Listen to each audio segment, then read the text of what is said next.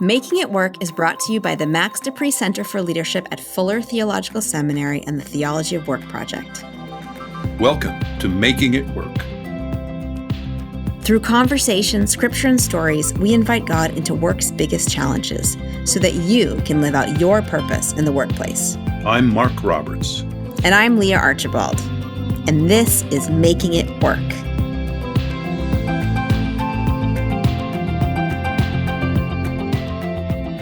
How can you share your faith at work? Conversations about faith in the workplace can feel like a minefield. You might wonder, will people get mad at me if I talk about Jesus? Could I hurt my career if I share my faith at work? Is it embarrassing to be known as the office Christian? Our guest today, Sue Warnke, is the Senior Director of Content and Communications Experience at Salesforce and the President of Faithforce San Francisco, an internal interfaith organization. She speaks to groups around the country about leadership, diversity, and how to foster healthy conversations about faith at work. Sue Warnke, welcome to the Making It Work podcast. Thank you. I'm happy to be here. Thank you so much for being here. So let me ask you this. When you first became a Christian, how did that affect your work? What was that like, bringing your newfound faith into the workplace? Yeah, I was pretty scared, actually. So it was only a few years ago, and, I had grown up very, not faithful, not religious. And so suddenly to have these people that have known me a long time think of me in a new way was really scary to me. And I wasn't even sure if I could wear my cross. I remember I asked a couple of my really close friends, do you think it's okay to wear a cross at work? And I actually got two different responses. One wasn't sure, and the other one said, yes, absolutely. It's no different than a hijab or a yarmulke or any other faith garb. And so that kind of gave me the confidence to take more baby steps and ask a few more people and sort of just come out of hiding. What did it feel like the first time you put on a cross and wore it to the office?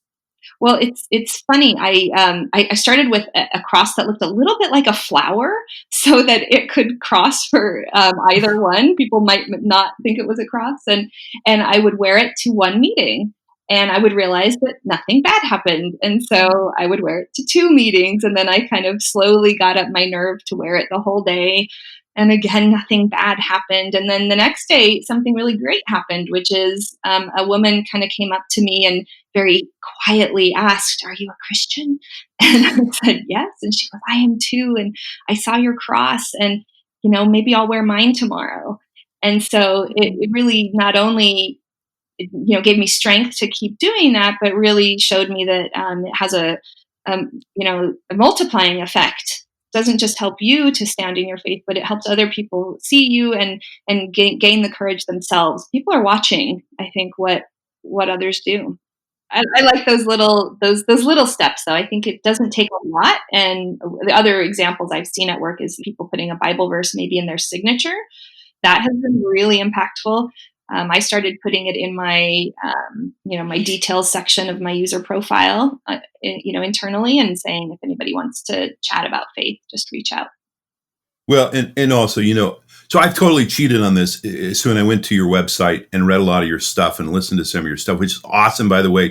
Leanership, not leadership, leanership, which we should ask you about in a minute. But yeah. What I'll say is you talk about offering to pray for people in different settings. And you actually have some really good wisdom about when to be careful about that and when to do that.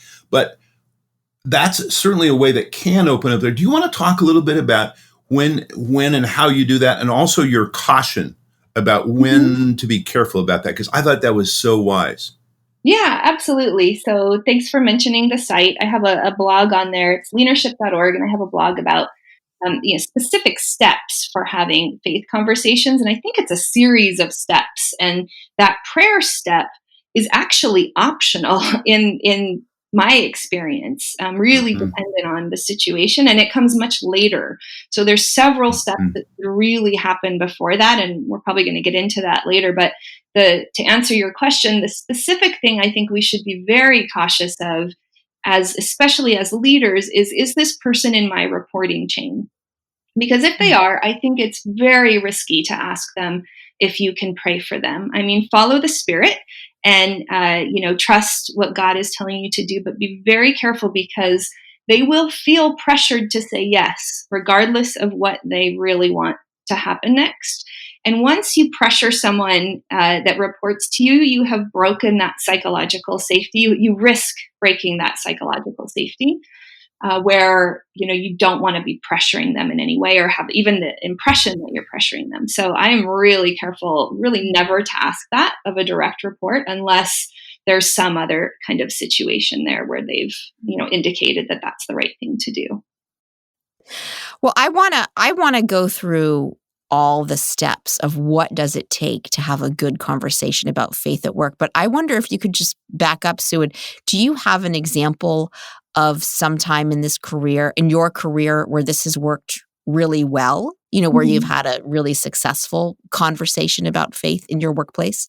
Yeah, I mean, I have them all the time. I had two today already. I mean, but it's because I have opened up the door very consistently and very strategically to allow those kind of conversations to happen. But I can give a couple examples. A lot of them happen after an event, so a volunteer event, maybe helping the homeless in the inner city, or a celebration event where you're talking about a holiday.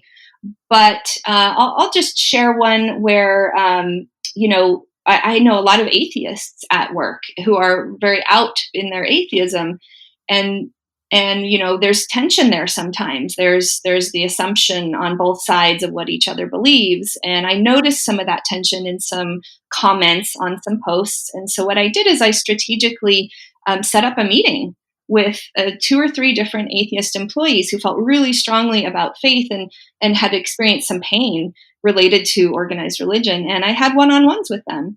And in that, I would just ask, not pushing my faith, but really ask about their position and why they felt that way and what their experiences were. And those led to real great breakthroughs where, they then asked me about my story and they realized that I didn't represent this sort of negative version of Christianity or what they had experienced, and that there were at least, two or more types of Christianity out there, that it's not all pushy and that some really truly is just about loving each other. Hmm. So take us through the steps. How do you get there to that point where you're really having a breakthrough conversation and hearing each other? What is the first step? Yeah, I kind of break it down to three steps. There's lots of mini steps in between, but I think first you have to kind of open the conversation. You have to do a couple steps to open it, and then once it's open, you have to water it or really shine a light on it, and then you have to leave it open. So the steps on opening the door, first of all, you can almost imagine that you're selling something at a strip mall. You have to do two things. You have to put an open sign on the door and you have to say what it is. So Mhm. nobody will know that you are open to faith conversations unless you first out yourself as a Christian. You have to, in some way, let people know that you're a Christian. That's If you don't do that, the rest of the steps can't happen easily. And so that's the most important thing. And I recommend doing it quickly and briefly, and as minimally as you can. Just get it out there. Come out of hiding. Um, and then you start with a question. And the most effective couple of questions I have encountered in my years as a Christian are these two questions. And you can ask them as soon as the opportunity presents itself. You can ask them very easily, even in line at getting a coffee if the conversation presents itself. I've had people ask this as they're being interviewed to be a babysitter even. But the two questions are, what is your faith background? How did you grow up? Mm. And the reason those are so powerful is because you're not asking, what is your faith or what do you believe? You're not putting them on the spot for what they believe currently. You're simply asking, what's your background? Everybody has some faith background, even if it's a very negative experience with religion or no experience with religion. It's still some kind of background. And then by saying, how did you grow up? It just reemphasizes that you are talking about the past. And what that does is it gives people a chance to, one, either gush about a positive experience or even vent about a negative experience. When you think of, if I were to ask you, what's your best restaurant experience or your least favorite restaurant experience? You have a story and you want to share that. And it opens people up really effectively. Once they open up, the tendency for, at least in what I've seen in a lot of Christian conversations, is to turn the focus back on yourself and say, well, this is what I believe and this is the gospel. And, I think that's just really not the way to go. I think what I've seen is you take that gift that they've given you by telling you their story and you water it. You ask them more questions. You say, tell me more. You say, what was that like? You do some mirroring. That must have been hard. It sounds frustrating. And you see where that goes. That can go in all sorts of different directions. And the main goal here is not to lead them to conversion, but really lead them to just consideration of Christianity in a different way. That's a huge success. And so kind of watering it. And then when it may lead to a prayer, it may lead to, sharing a story about Jesus in your life. It may not, but ending with, I love talking about faith. If you ever want to talk about faith, my door is always open. Just grab time on my calendar. So open it up by outing yourself and asking those questions. Water the conversation by asking more questions and acknowledging what they're telling you, and leave the door open at the end. I love these steps. Is there a particular scripture from the Bible, something that keeps you grounded as you're in your own mind as you're having these conversations? Yeah, there's a couple. One is be shrewd as a snake, gentle as a dove, from Matthew 10:16. In all of these things, we have to be very careful. We have to be very respectful. My blog talks about respectful faith conversations.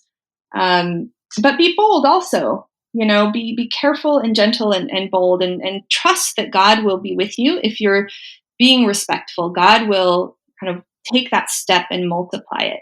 That's one. Another one is Isaiah 30:21. Whether you look to the right or to the left, you will hear a voice behind you saying, this is the way, walk in it. I think we don't have to figure all of this out, actually. I think that God, gives us a baby step when the time presents itself, when the time is right. He will kind of instruct us what single step to take. And it's okay if we just take one step. We don't have to be great at this. We don't have to have a huge list of names and numbers of people that have come to Jesus because of us. We just simply have to move forward in faith and boldness and shrewdness that he will be there for us and walk us through. And he'll tell us which way to go. We don't have to figure all of that out. So what you were saying, attend to who the person is, care about them. I love that because, again, Sue, what you're really coaching us to do is to be genuinely curious about people and, in that care about them, rather than think of this mainly as an opportunity for me to, say something to them. There's a time for that.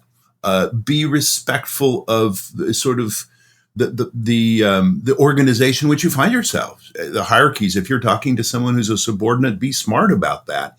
But it really is about being open yourself and that open caring for people, which I think is great. I think it's right on. And it's doubly important in the workplace because, if we're not wise and if we're not caring about, other people's feelings around us, we could really get ourselves into trouble at work. Would you say that, Sue? Yeah, definitely. Almost every company has a no proselytizing policy, and I actually completely agree with that. It's not about changing your belief. If I live my life in such a way that invites you to be interested and want to dialogue with me about it, then that's great. But my job is not to go out there and change your position, right? I need to live my life and love you, and hopefully you see something really unique in that love. And, if there's one thing that I hope people remember from this. It's 2 words, and it was advice given to me. I did a bit of sales. I was a consultant not too long ago, and I had this incredible mentor. And the thing is, I wasn't very good at sales, and so we were driving to a sales meeting, and I was very nervous about it. I felt like I didn't know the industry well enough. I didn't know this executive well enough. I was going to botch it, and I was kind of wringing my hands. And she was driving, and she saw me, and she pulled over. And she's this kind of little just spitfire of an older lady, just an incredible salesperson. Her clients would send her Christmas cards, just loved her. Mm-hmm. And she looked at me and she said, "Sue, it's not about you." She said, "Be fascinated, not fascinating." Be fascinated in that executive, be fascinated in their business, be fascinated in their problems and their needs.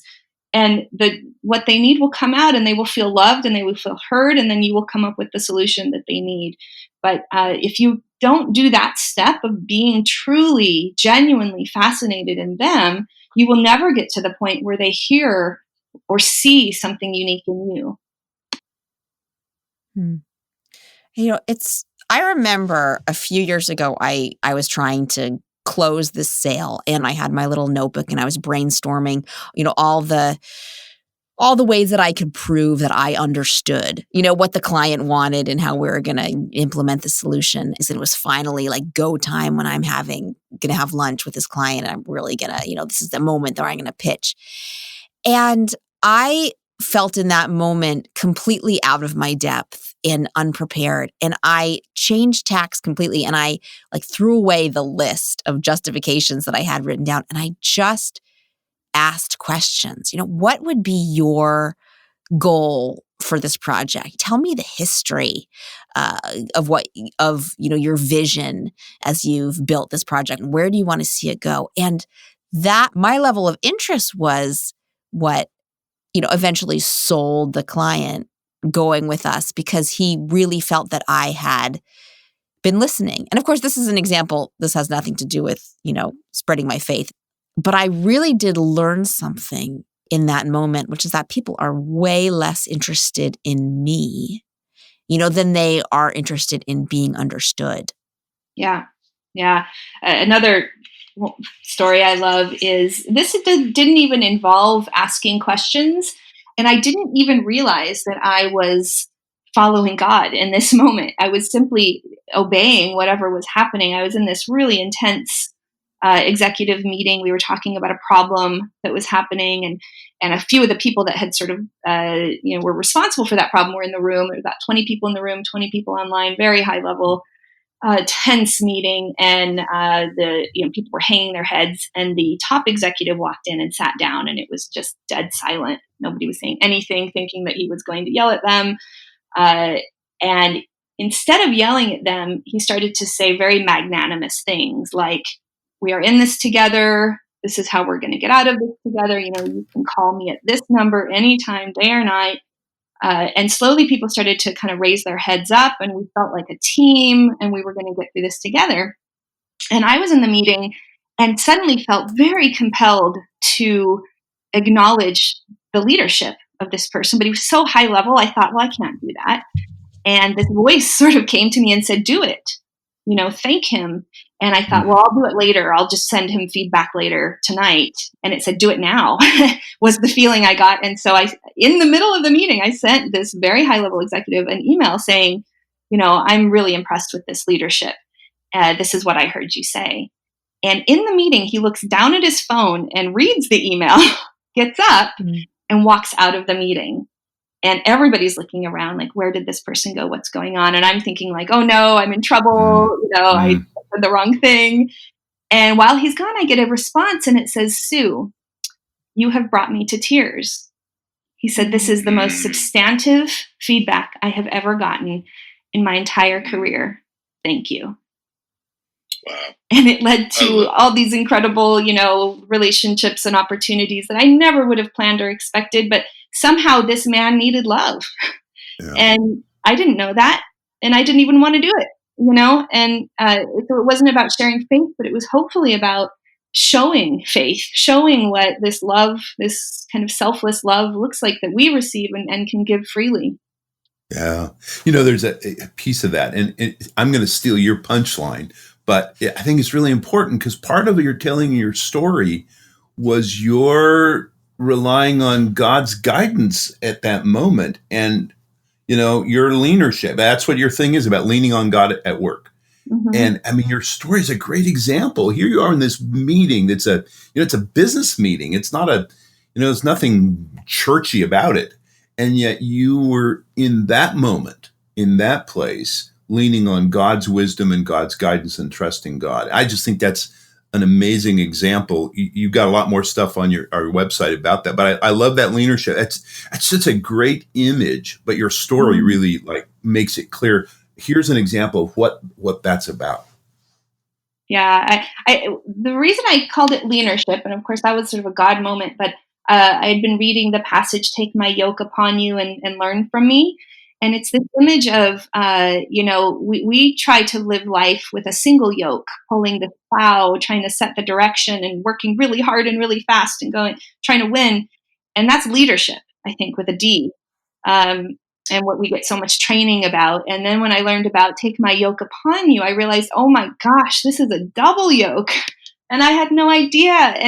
And Jesus is here and he's actually bigger than me. So he carries the weight of it. And all I have to do is I still have to come along. I still have to walk. But I don't have to set the direction and I don't have to carry the mass of the weight. He's carrying it. All I have to do, I do have to do something. I have to lean on him and trust him. And life is just phenomenally better when you do that and you go in the right direction and you go much farther in the right direction. And so many other people come along and you don't have to work so hard. I love that we're reflecting on this scripture about Jesus's yoke, and he says it's light. And so many people feel like it's their duty to share their faith in the workplace, but it feels perhaps onerous.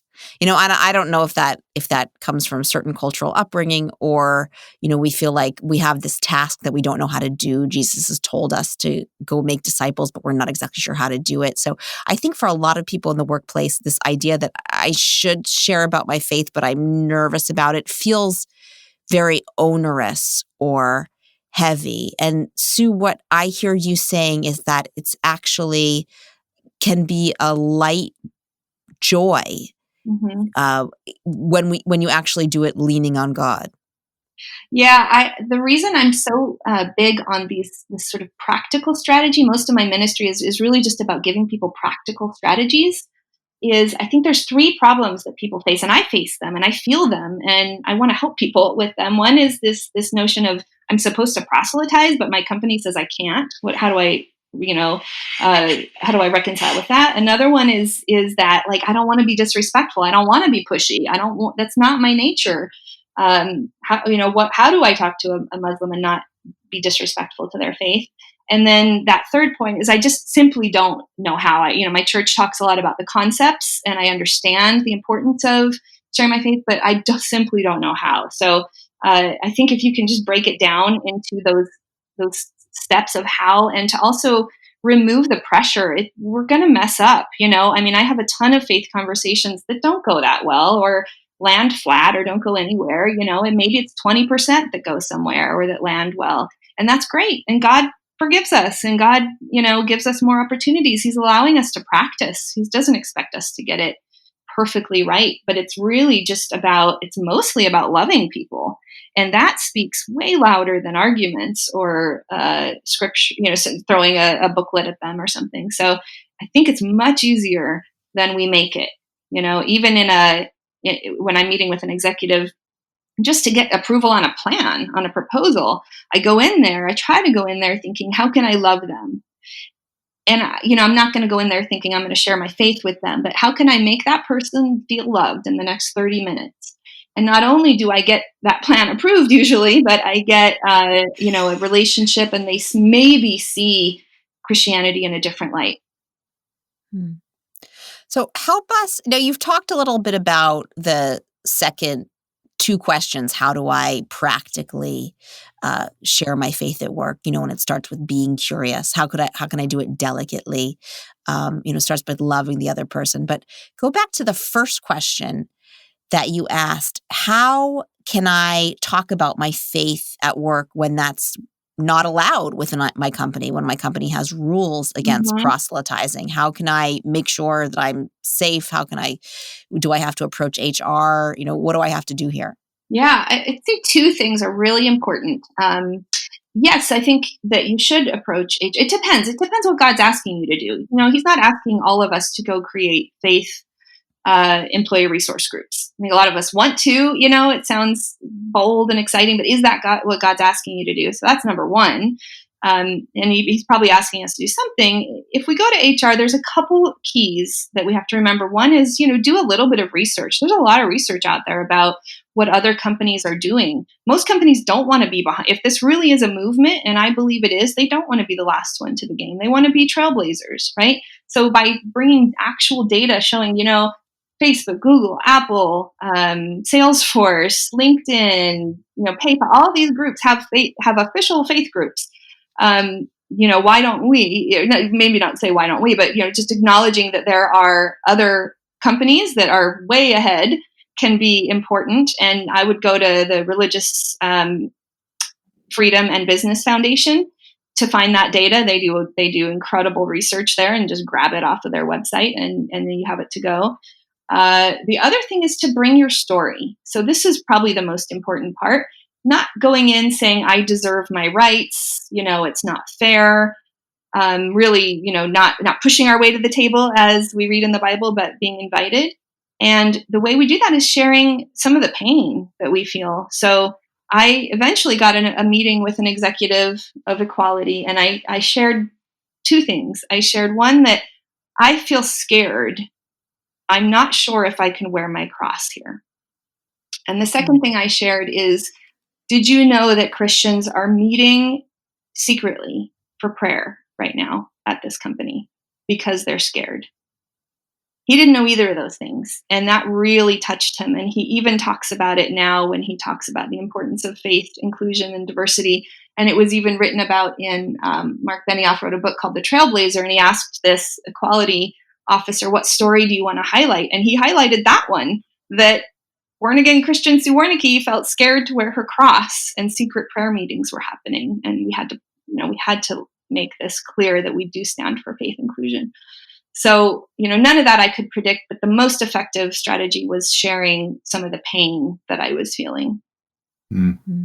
It's so wise. And I just want to note, in case folks might have missed it, that, you're not exactly working in the Bible Belt. We just need to be clear about that, right? You were in San Francisco, California, not known to be a place where faith of any kind, but Christian faith in particular, is just sort of,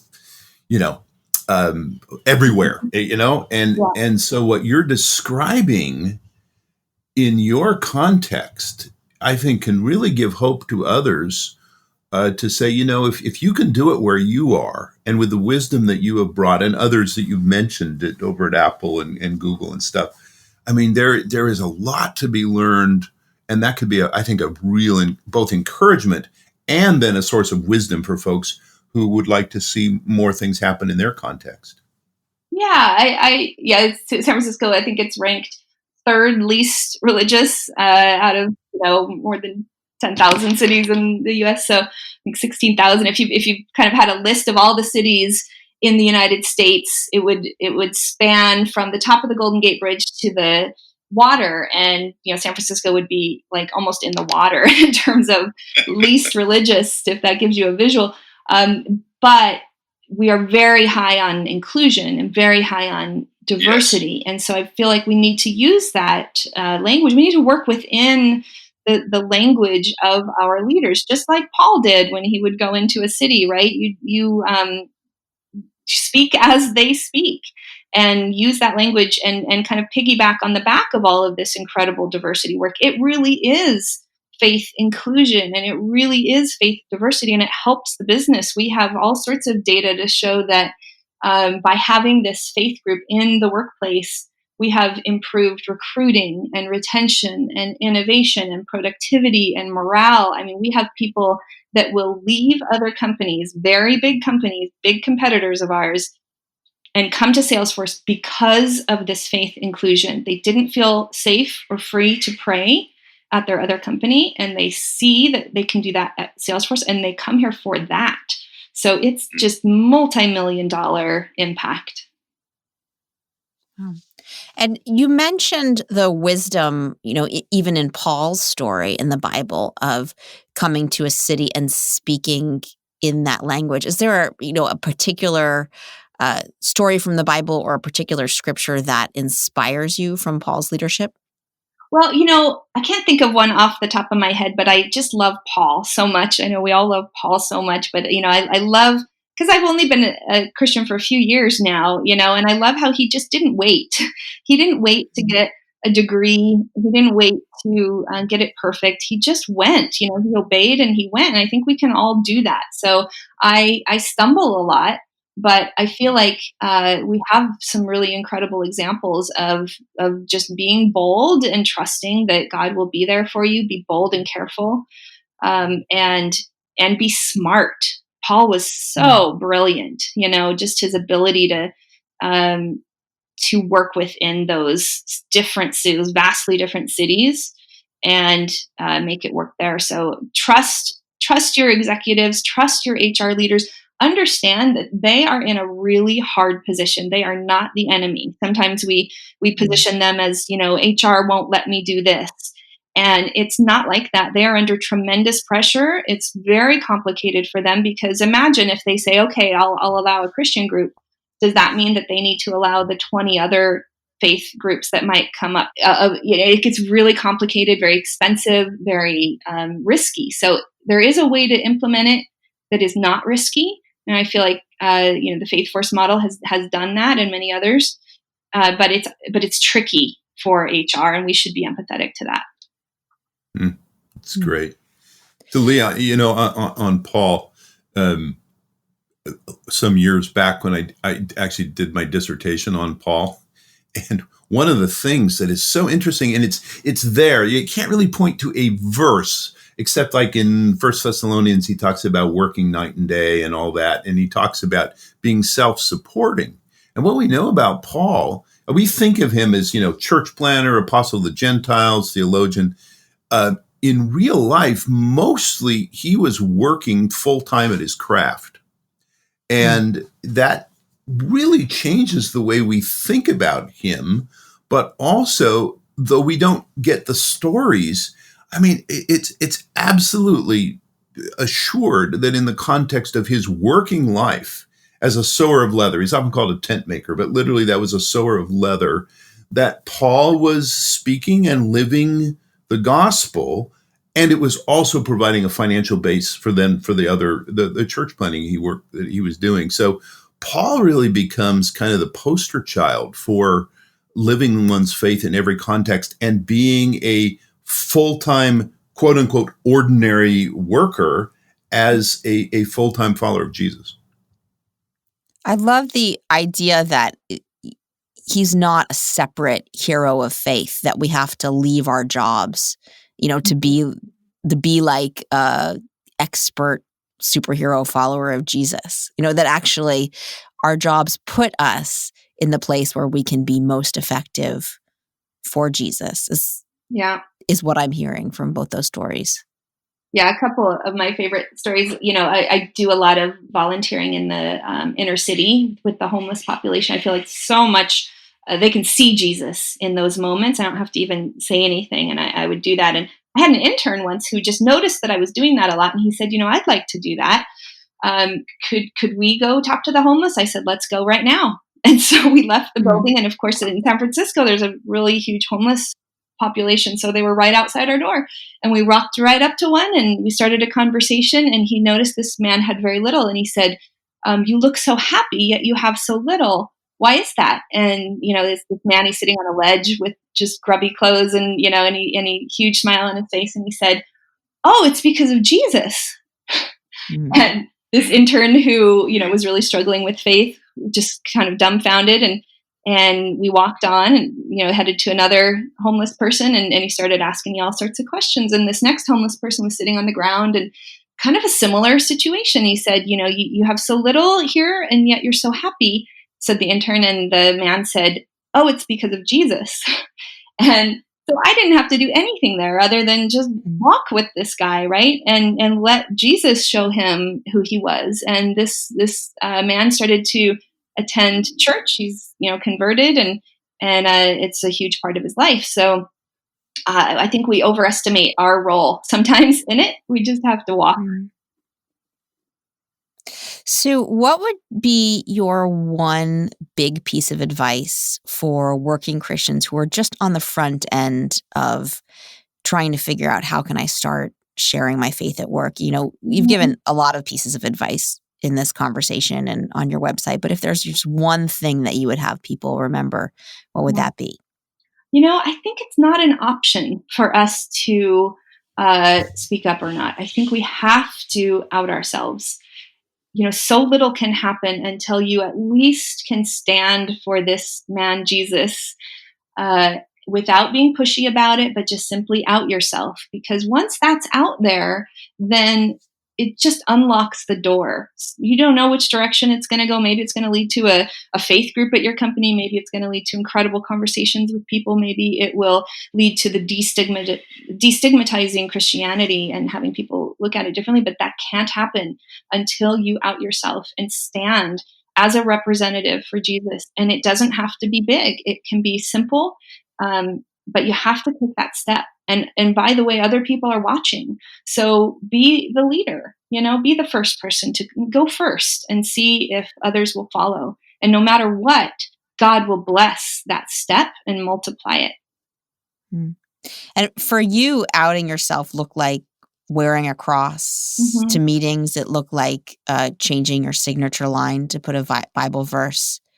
I take every opportunity I can to out myself. If it's a population that doesn't know I'm a Christian, like I don't keep outing myself to the same group. That would be annoying, right? But if it's a new population, I train new hires all the time. They come into Salesforce, and when I get to the part where I talk about myself, I mention that, I converted to Christianity. And what that means is that I love every single one of you, even though I don't know you. And I want you to know that you can come to me anytime that you want to talk. And I know that sounds weird, but I truly mean it. And I look them in the eye. And that's, I reach thousands of people that way. And they do reach out. And they, I get so many people asking to talk that I had to schedule office hours, in the mornings. And I do it Monday, Tuesday, Wednesday, 8:30 a.m. You don't have to do that, but just, it's not once. You don't just put on a cross. You really, this is your job. We work for God.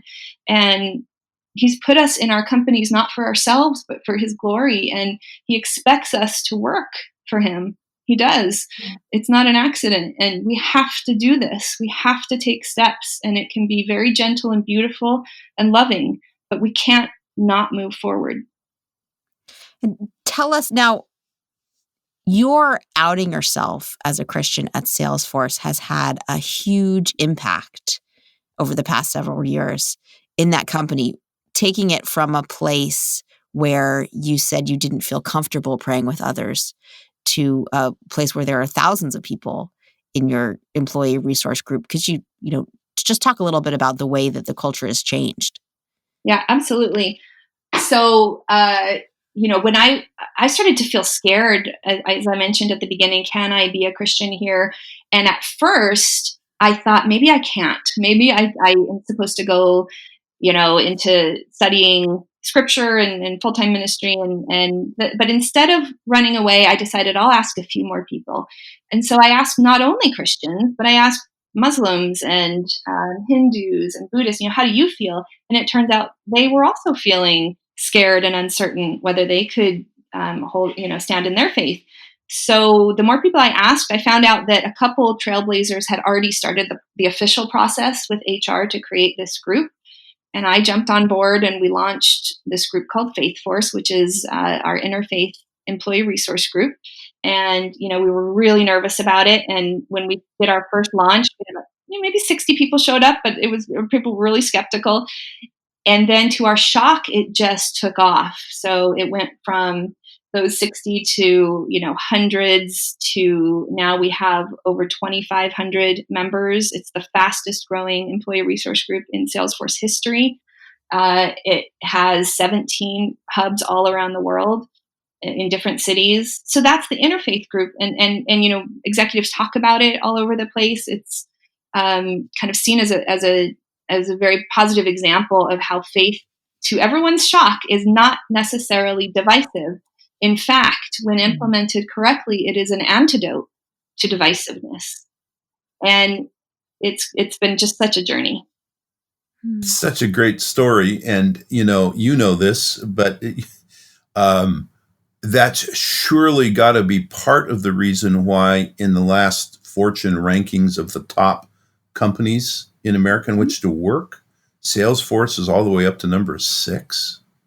Which is just saying this is a company that the employees feel good about working in. Now, obviously, for some, that's, the religious thing isn't going to be directly related to them. But even what it just says, you can be who you are here. Now, we still have super high expectations. I mean, we are a serious company, but we also want to be a place where you can be safe to be who you are in the right way. So I don't have any research that says what you've been doing connects to Salesforce's climbing up that list, but I'm sure it's got to be part of why employees of Salesforce are saying this is a really good place to work. Yeah, thanks for saying that. And it really is an honor to work for this company. It truly is. They are how they are described externally as this wonderful place. Companies always say, bring your full authentic self to work, but what if the most important part of yourself is of a faith identity? Can you bring that self to work? And Salesforce kind of put a stake in the ground and said, the answer has to be yes, unquestionably has to be yes. And once they did that, it just kind of unloaded all of this stress and burden that so many employees had been carrying. It takes a lot of effort to hide something, right? You have to remember, who did I tell what to? You don't bring your most innovative self. By allowing faith, it even improves our product, because we serve huge ministries and that are deploying disaster relief and ending sex trafficking and managing this COVID crisis. Even we deploy resources using our site, and so because we have that use case, we can build our application around that. So it leads to innovation. I mentioned recruiting. It is really a huge business booster if you simply watch out for the couple of things. Don't proselytize, don't be pushy. We don't get theological. We're not debating the Quran versus the Bible, right? We're simply listening to each other's stories and learning from each other and trying to be allies and loving. Sue Warnke, thank you so much for joining us on the podcast and sharing your faith about sharing your faith. My pleasure. Thank you so much. Yeah.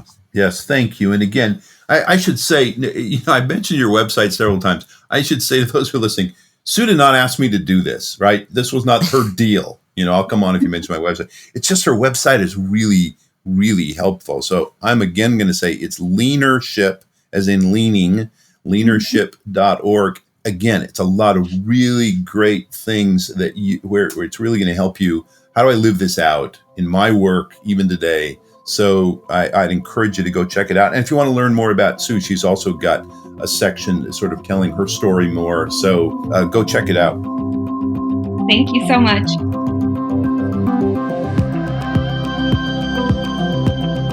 That's our show. Don't miss the next episode. Be sure to subscribe. And if you like what you've heard, please leave a review. We'd love to hear from you, and it helps other people find us. Thanks for listening.